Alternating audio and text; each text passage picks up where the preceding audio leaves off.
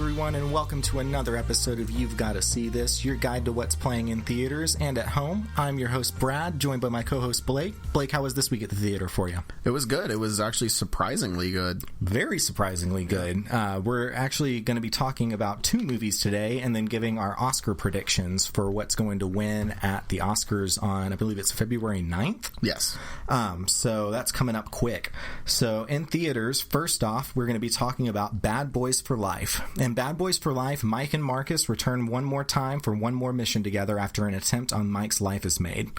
So Will Smith and Martin Lawrence are great reprising the roles that they last played over a decade ago, and it feels like we never left them. Martin Lawrence specifically is hilarious, and hopefully this will put him back in the spotlight after him not really being around for a little while. And Will Smith is just as charismatic as he's ever been, and he's such a great leading man in this movie. Supporting cast is pretty good. There's no real standouts besides Joe Pantoliano as the captain, returning from the previous movies. The story's pretty straightforward action movie fare, but there's a couple of cool twists and unexpected turns that the movie takes. I think it's a little bit overly long. It's just a little bit over 2 hours long. They could have lost about like 10-15 minutes. It could have had a little bit of a trimming, in my opinion. Not all of the jokes land, but the majority of them do really work, and that surprised me, because when I saw the trailers for this movie, I was like, oh no, like they are not gonna, they're not gonna pull this off. And they pulled it off and more. It really, really surprised me. The trailers, speaking of which, give a ton away from this movie, which is a running theme for 2020 so far. Yeah. But it doesn't really matter that much, because this is just a pretty standard action movie at heart, and you're really there for the action sequences and the comedy, and all of those are really well directed. All of the action sequences are. They're really, really fun. Like I said about the comedy, I was really shocked at how much I laughed out loud during this movie. Martin Lawrence especially delivers some of the funniest lines in the movie, which is no surprise there. He's one of the funniest stand-ups that ever was around. I could have done with a couple of more action scenes and some of the story-expanding scenes that dragged on for a little bit, in my opinion. And there's one major story element towards the end that's revealed that I thought was cheesy and didn't really work for me, but overall I had a really good time with this movie, and I give Bad Boys for Life a 3 out of 5. Yeah, so this movie was not supposed to be good at all. I think it's worth mentioning that the trailers for this movie were really, really bad. All of the jokes didn't land. There's maybe one funny joke in the entirety of those trailers, and there's a lot of trailers for this movie. There's a lot of TV spots for this movie, and I'm really, really happy to report that all of those jokes are the worst jokes in the movie. They just put the worst jokes from the movie into the trailer and save the best stuff for the movie, because it's really, really funny. It's a really good throwback to 90s action movies where it's like, who cares what the story is? Who cares where there's plot holes or wherever? Because the movie doesn't take itself seriously enough for you to warrant that type of response. The movie isn't trying to be the Goodfellas or like this amazing crime piece. It's a Bad Boys movie. It's like, go into this movie with the same expectations you would go into a Fast and Furious movie with. It's just dumb, fun action with really, really good jokes. Like, I was genuinely surprised how much I was laughing and how much Martin Lawrence was making me laugh, because he was the big red flag for this movie. Will Smith hasn't really been knocking it out of the park lately, but he's had hits here and there through all the nonsense that he's been putting out. He's had a few hits, and he kept that charisma, so you knew that Will Smith at least had it in him. Martin Lawrence looked out of shape. He hadn't been in anything in a while. I was really nervous for him in this movie, and coming out of this movie, he's the star of the show. He saved the entire movie. He carries the movie on his back, basically. He is fucking hilarious. It's one of his best performances, I think. I think this is definitely the best Bad Boys movie. Like, I'm not a huge fan of the first two. I saw them later. I saw them like a year ago, and I didn't think they were super funny. They haven't aged well. If you go back and rewatch those movies, there's a lot of sexism, a lot of racism, and every single joke in the movie is a homophobic joke. It's just, haha, gay people. And it's really offensive. It's not cool. And that's what the first two movies, that's 90% of those first two movies, and that's why they don't really work for me. The reason this movie works so well for me is it takes what works. It takes their charisma, it takes some of the good joke writing, and it takes the situations, it takes the action beats, it takes the things that worked, and it brings them forward into this movie, and it just forgets about the things that didn't work. It forgets about the offensive shit, and it doesn't go too far. The action is really good. I think that the violence in it is heightened, and it's kind of really gory at times, and it's very funny whenever it works to that effect. There's something to be said for whenever these reboots come out and you get a new team that comes in these reboots, that the directors or the studio's trying to get you to care about this new team so that we can phase out the old team and bring in this new team, and you might get excited about them for the new Bad Boys reboot or whatever. And this movie doesn't try to do that. It doesn't want to do that. It does have a new team in there, but the new team serves their purpose. They work for them. The movie's not asking you to care more about this new team or to carry on the Bad Boys tradition or whatever. You're still sticking with Mike and Marcus. This new team is just really good. I thought that the actors really did their job. I thought that their use in the movie was really, really smart. It was very limited, and I thought that it absolutely worked. And that's a lot of movies get that way wrong, and they think that the audience will care about these new characters when we won't. So overall, this is definitely not your typical January movie. My cynical brain was expecting this movie to fail miserably, and I had a ton of fun with it. The same kind of fun that I have with a Fast and Furious movie, and I'm giving this a 3.5 out of 5. Awesome. So moving on to what's playing at home, we have a really fun family movie playing on Amazon Prime called Troop Zero. In Troop Zero, set in 1977 Georgia, a group of misfit kids form a birdie scout group in hopes of being featured on a golden record being sent into space by NASA. Blake, what did you think of Troop Zero? Yeah, so like the writer's previous movie, Beasts of the Southern Wild, this movie is a really unique look at people living in poverty without that being the focus point of the movie. I think those are both themes in both of those movies. They're not... Beasts of the Southern Wild is not a movie about poor people. There are people in it. All of the main characters are people living in poverty, but it's about their richness in life and their richness of creativity and exploration and hope and love. And I think that's a really, really cool message to send out there now. We get a lot of movies that have to do with... If it has to do with poor people or poor characters, the movie's all about classism. And this movie really has nothing to do with that. It has to do with, like I was saying, it has to do with showing the love and the humanity in these people, and that everyone has that. Absolute powerhouse performance from McKenna Grace in this movie. She's fantastic. I haven't seen Gifted, but I've heard she's great in that. She's good in the things that I've seen her in, and I think that she's a star in the making. This movie has really quirky, cute humor, really a really, really heartfelt plot. This movie has... It's very easy watching. It's not stressful. It's not like Uncut Gems or something like that. It's not. It's more like Moonrise Kingdom. Just this breath of fresh air. It feels like you're going on a camping trip. You instantly fall in love with every single one of these kids that are in the Birdie Scout troop. Quick shout out to the kid that plays her best friend, Charlie Shotwell. Star-making performance from him. Mm-hmm. He's fantastic as kind of like the effeminate boy that gets picked on by everybody else at the school. And again, this movie has that character, but it's not a movie about an effeminate kid or maybe a gay kid getting picked on. It's not even about that. Those are things that happen in the movie, but the movie doesn't focus on that. No part of this movie is cynical. It's all very hopeful. It's all very heartfelt. It's all very, very loving. All around amazing child acting performances, fantastic messaging, especially for young people. And honestly, the bright shining moment of this movie was the use of David Bowie's music. I love David Bowie. It really, really sucks that he's gone. Every time I hear his music, it makes me emotional. So maybe it's a little bit of a low blow to go for David Bowie music and emotional moments of movies, but damn it, it gets me. And every time there's like three times that a Bowie song plays in this movie, and all three times it had me in tears. This movie's very, very powerful.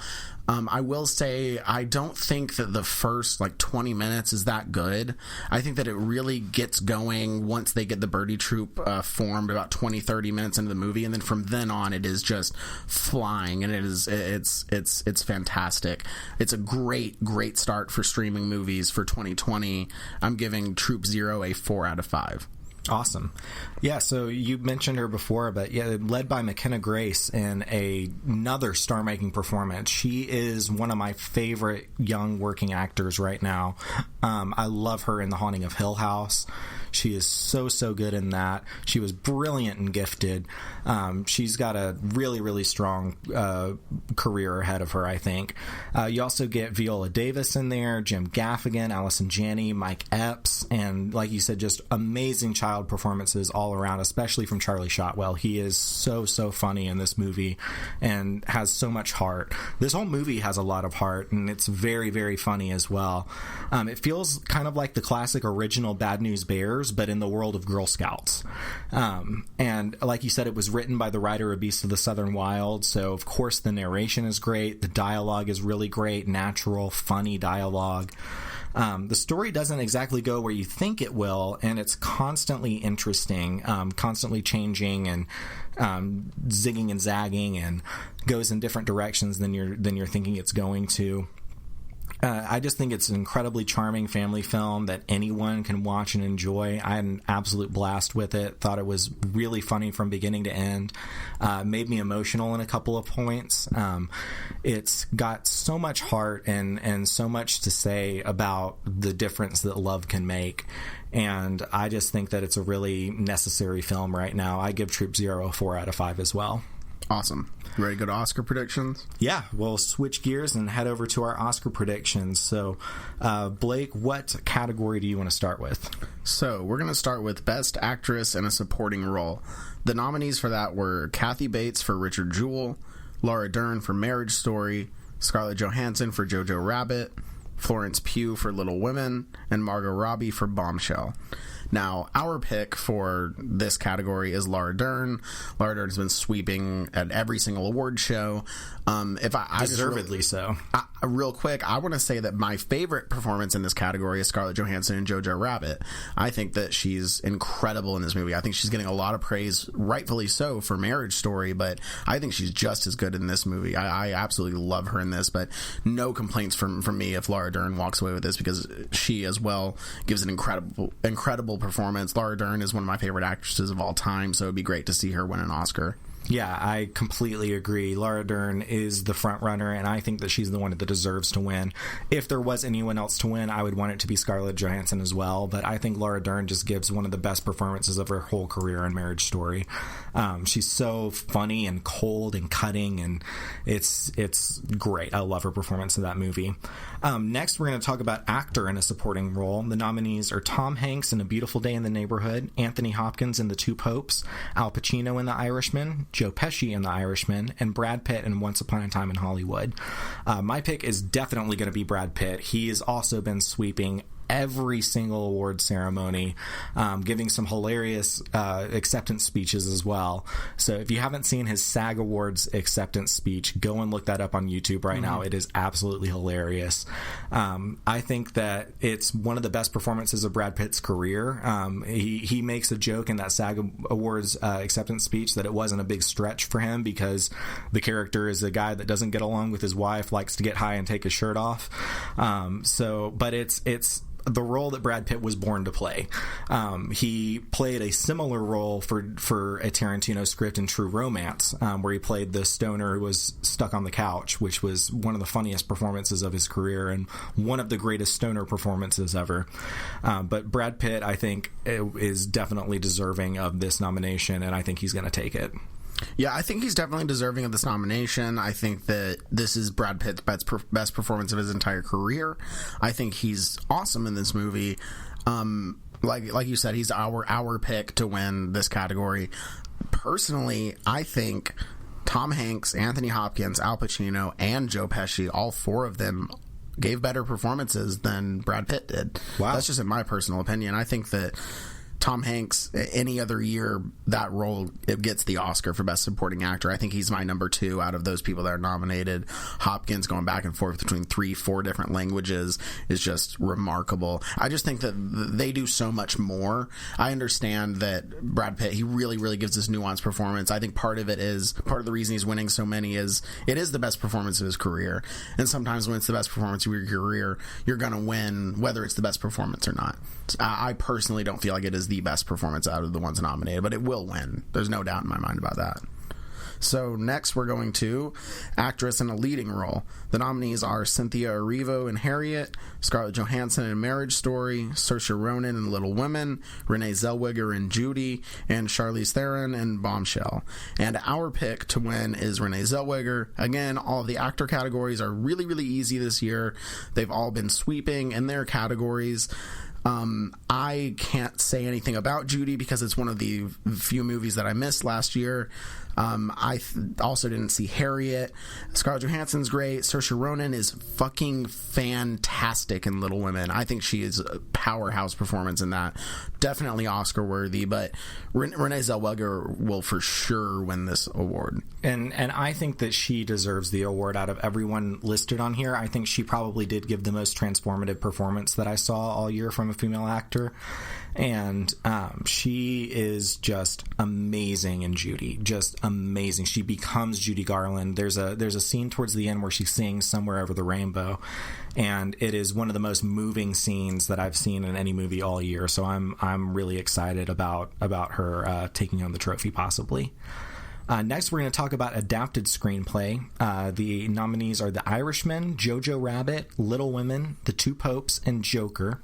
And my personal pick is going to be The Irishman in this category. I think that The Irishman is going to take it.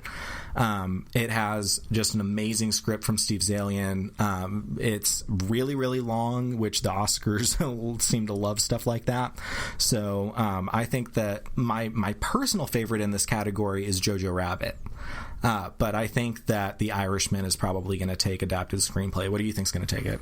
I think The Little Women is going to take it. I think rightfully so, Little Women's going to take it. Greta Gerwig's script is incredible. It is the greatest adaptation of frankly a boring book that everyone's read 1 billion times, and everyone knows this story. Why do we need to adapt it again? Why do we need to make another movie about Little Women?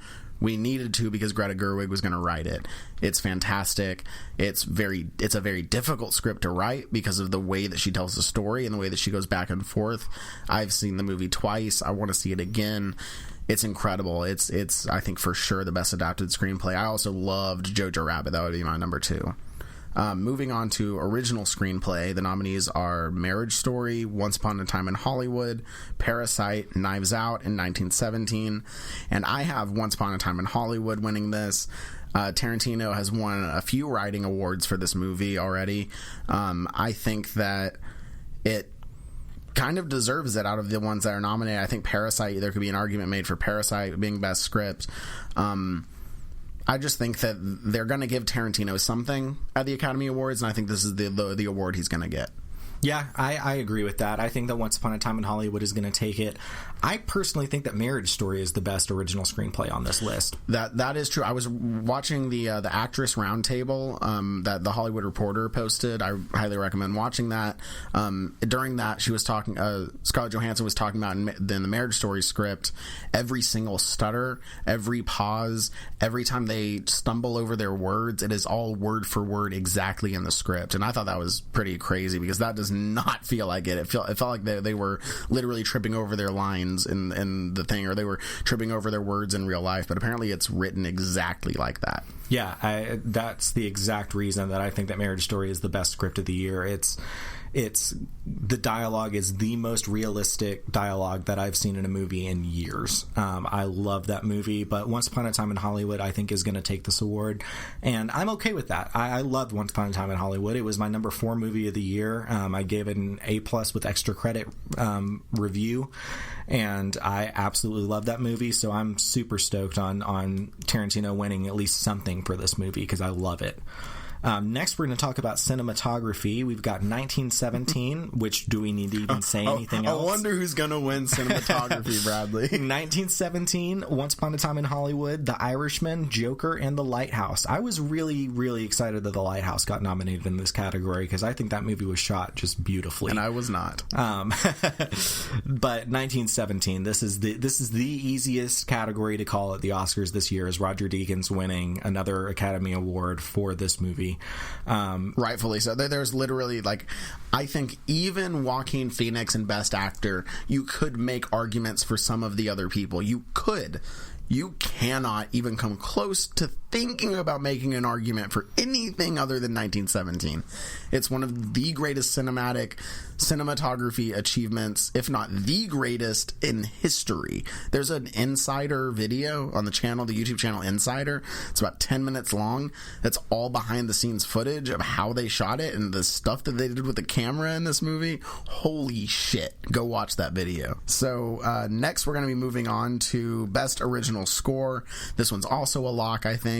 The nominees are 1917, Thomas Newman, Joker, Hildur Guðnadóttir. I don't know how to say her name. I apologize. Guðnadóttir.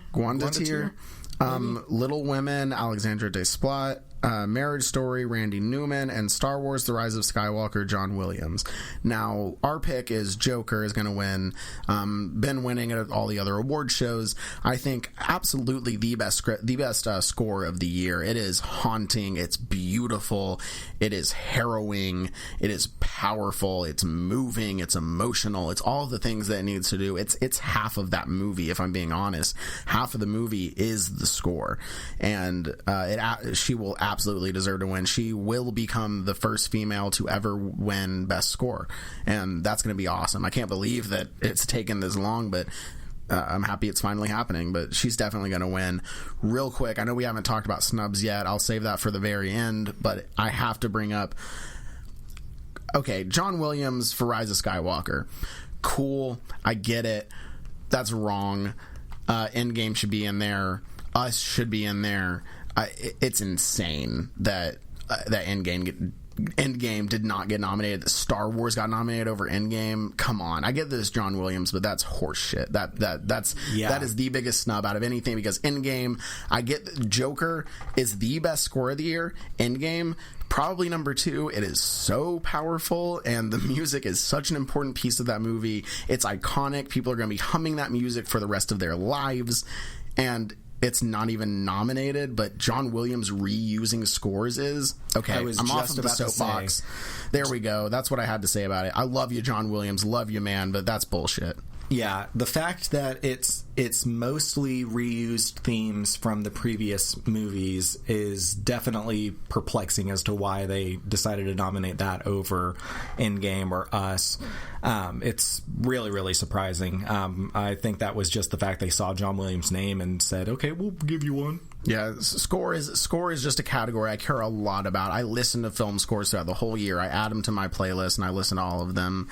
And this category really means a lot to me, so it really, really pisses me off whenever I feel like someone doesn't get recognized. Honestly, I would take out John Williams and put the score for Parasite in there, too. The Parasite score is incredible. I feel the same way about Alexander Desplat's Little Women. Like, it's a good score. It's definitely a good score. I think he's only in there because it's Alexander Desplat. It's not one of the 5 best scores of the year. I'm sorry. I could see that.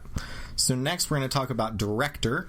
We've got Martin Scorsese for The Irishman, Quentin Tarantino for Once Upon a Time in Hollywood, Bong Joon-ho for Parasite, Sam Mendes for 1917, and Todd Phillips for Joker. And we totally missed one. What's that? We missed lead actor in a role. Actor in a leading role. Oh, wow, we did. It's Joaquin Phoenix. Yeah, we don't really need it. I mean, come on. Who cares? It's Joaquin Phoenix. We'll talk about that whenever we talk about snubs, because I do want to talk about snubs at the very end. But definitely. The best actor in a leading role, it is Joaquin Phoenix. It will be Joaquin Phoenix. Bet all the money you have on it. It's the most sure bet of the Oscars. Yeah, besides cinematography, I think that's the other like sure thing. So moving back to director, I think it's going to be Bong Joon-ho. I think that they are going to make history at the Oscars this year.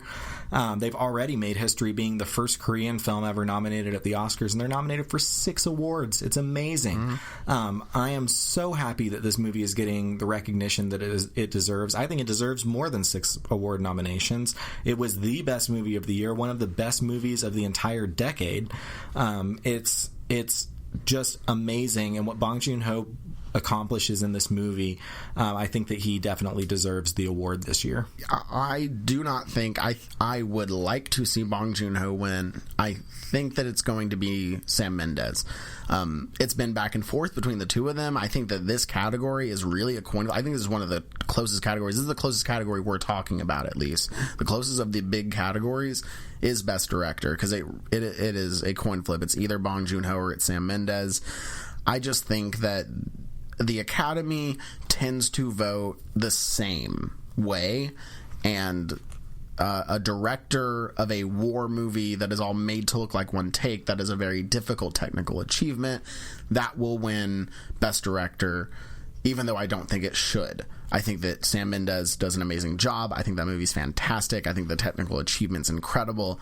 I just don't think it's the best directed movie of the year. So moving on to the big one, the biggest category of the night, Best Picture. Nominees are Ford v. Ferrari, The Irishman, Jojo Rabbit, Joker, Little Women, Once Upon a Time in Hollywood, Marriage Story, Parasite, and 1917. And I have been going back and forth on which one I think is going to win. I think that 1917 is going to win. I think they're going to give him director and best picture. I think it's going to win big at the Oscars. I think that it's on top of how good it is and how much of a technical achievement it is, how impressive it is, it also has going for it is a war movie. It is a war movie about a guy trying to save his brother, which is a theme of Oscar-type war movies. It's a historical piece, and I really, really hate to say this, and I hate to be the guy that do this, but it is also a movie with all white people, and typically those are the ones that win Best Picture. And I think that even though Parasite deserves it, Parasite's the best movie of the year, for sure, I don't think it's going to win Best Picture. I think it should. A foreign language film has never won Best Picture. I really hate to bring up that whole discussion in the Oscars because I think a lot of it is bullshit. But I think there is something to be said for this is a war movie. It is all white people. It is more relatable to a larger body of Oscar voters. That's the unfortunate reality. I think 1917 will win. I don't think it should. Yeah, I am in complete agreement on that. I think that Parasite is definitely the most deserving movie of the year, but 1917 is my second favorite movie of the year, so I'd be happy to see either one of them win, but I would just be overjoyed to see Parasite end up taking it home. Absolutely. So let's talk about snubs real quick. I just wanted to bring up a couple of them.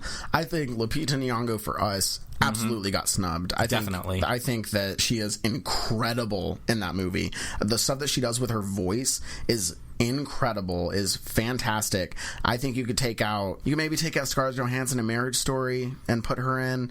I didn't see Bombshell. Maybe take out Charlize Theron. I can't really speak to that because I haven't seen that movie, but I think that Lupita Nyong'o should be up there. She should be nominated. The Farewell, for anything. How the fuck did this movie not get nominated for Best Original Screenplay? It is crazy to me that it didn't get nominated for a single award. Whether it's supporting actress, lead actress, screenplay, picture, honestly. Come on. Let's look at original screenplay: Marriage Story, Once Upon a Time in Hollywood, Parasite, Knives Out, 1917. Why the fuck's 1917 nominated for Best Screenplay? I don't understand it. Can you explain that shit to me? There's almost zero dialogue. It is a very, very minimal story. It has nothing to do with the script. I'm sure the script was probably like 40 pages. I don't understand that. Like, come on. The Farewell is incredible. if this movie was nominated, this would be my pick to win. I can't believe that it's not nominated. It's not one of those where it's like, oh, they should have at least been nominated, but I think it's going to go to somebody else. Like, I personally think that Eddie Murphy and Adam Sandler, they're two snubs as well. Mm-hmm. They should be nominated for Best Actor. But I'm not that hurt about it because I know that Joaquin's going to win anyway. This one, she should have won. This is the best script of the year. And I can't believe it. It pisses me off that movie didn't get nominated for anything. Awkwafina should have been nominated for Best Lead Actress. I'm sorry. She should have been in there too. Like I said, Adam Sandler. It's kind of interesting to me that Parasite is this movie that wins so many awards, and the actors outside of the SAG Ensemble category have not won anything. Mm-hmm. It's like, are they not... did the movie act itself? Like, I don't really understand. Like, they're incredible actors. I think there is something to be said for the Academy's bias against Asian actors. I think that happens a lot. I think that it has something to do with them thinking that maybe they're not as expressive in their face or something. I can't really explain it, but I just think that I think it's not right. I think that there needs to be more representation in the Academy voters. I don't think that should be the driving reason for why you vote. But whenever people like Awkwafina and Lulu Wang and Greta Gerwig and Eddie Murphy are getting shut out, it's like...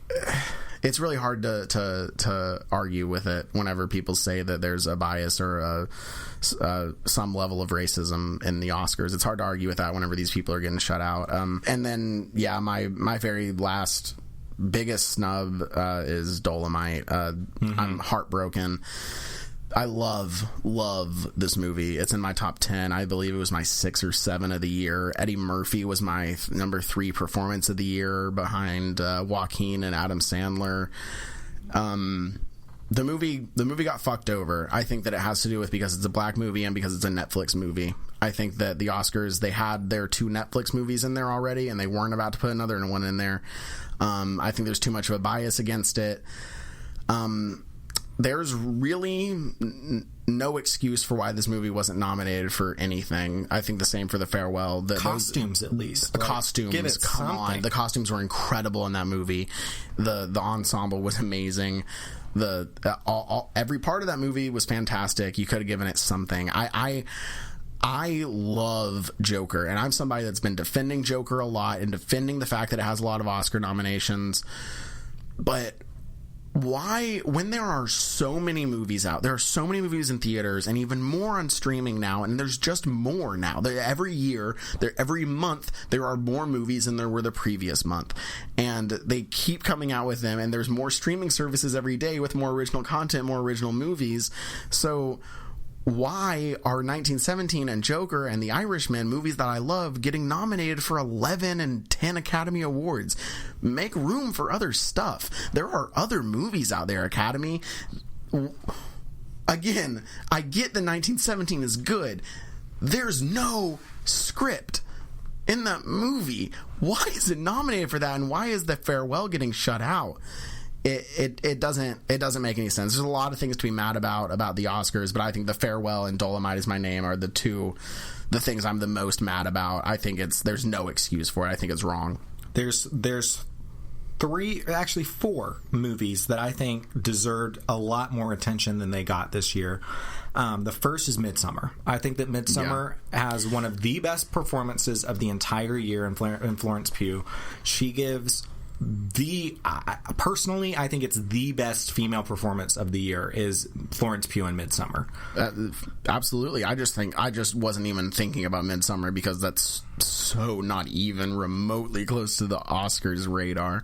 Yeah, I mean, it happened with Hereditary with Toni Collette. Yeah, it happened again with Florence Pugh. People talk about the comic book movie bias, but it's way more so with horror movies. Like there's no horror movies. Like Halloween wasn't nominated for Best Picture of the year that it came out. Nightmare on Elm Street wasn't. Like these classic movies that we consider to be some of the best movies ever, they were never recognized by the Academy in any way. Yeah, it's crazy. Another one that I absolutely loved that I thought might be up for screenplay, The Peanut Butter Falcon. Peanut Butter Falcon was amazing. I loved that movie. Shia LaBeouf was incredible in that movie. Zach Gottsagen was incredible in that movie. I was bummed to see that not getting any love. Uncut Gems not getting any love. That was crazy to me. Not just Sandler, but the movie itself. The movie itself was incredible outside of Sandler. I mean, Sandler is the driving force of it, but that movie moves at such a breakneck speed. It's amazing. I loved that film. Another one is Taron Egerton in Rocket Man. How the hell do you give Rami Malek the Best Actor award for Bohemian Rhapsody? You don't even fucking nominate Taron Egerton. Do not get me started on Bohemian Rhapsody. Yeah, I'm not going there. We won't open that box I'm not today. Going there. You guys don't want it. You don't want to hear me talk about that for the next half hour. And the final movie that I feel got completely shut out this year is Waves. Waves is one of the most powerful films of the year. Cinematography, score, direction, actor, actress, everyone in this movie is Oscar worthy. Dude, it's not even the Oscars. Every single award show, it got shut out. It got ignored. The director of the movie said that he held a screening for voters and it was empty. Nobody showed up. It makes no sense. Waves is one of the best movies of the year. Whenever that comes out on home release, we won't review it again, but we'll definitely alert you to whenever Waves is available on home release, because you got to see this movie. It's so good. You know what? I just thought of another one. Queen and Slim. Daniel Kaluuya in that movie. Oh, well, dude, that was another one. The director and the writer of that movie said that they also held a screening that nobody showed up to, that no Academy voters showed up to. I see a trend. How are you an Academy voter and you're not showing up to these movies? You're only showing up to war movies, to biopics, to period pieces, to movies about Hollywood. You're not getting a picture of what the best is. When you're supposed to be the most prestigious, you're supposed to be the best of the best and represent the best in every single category, male, female, every single race, every single religion. It does not matter. Disability doesn't matter. You're supposed to do the best. Therefore, you should see everything. Me, as a broke 23-year-old, should not be seeing more movies than the Academy voters. That's fucking stupid, and I'm getting heated. The Academy just really does not make any sense to me a lot of the time. I will say that even though I sound like I'm really mad about the Oscars, overall, I think most of the nominations are good. Like I said, with the actor ones, it's hard to get too upset about because they're all pretty much locked in. But there's just these other things, these outliers that are these films that every single movie that we've mentioned, Queen and Slim, Waves, Dolomite, The Farewell, all of those movies are movies about minorities, that almost the entire cast is minorities, and they're getting 100% ignored by the Academy. There's a trend here. You can't ignore that. And they're movies that have to do a lot with their culture and with their race and with issues within those worlds. And it seemed like Academy voters just didn't even want to look at them. Yeah, it's unfortunate. Sad truth. I think that's a good stopping point for today.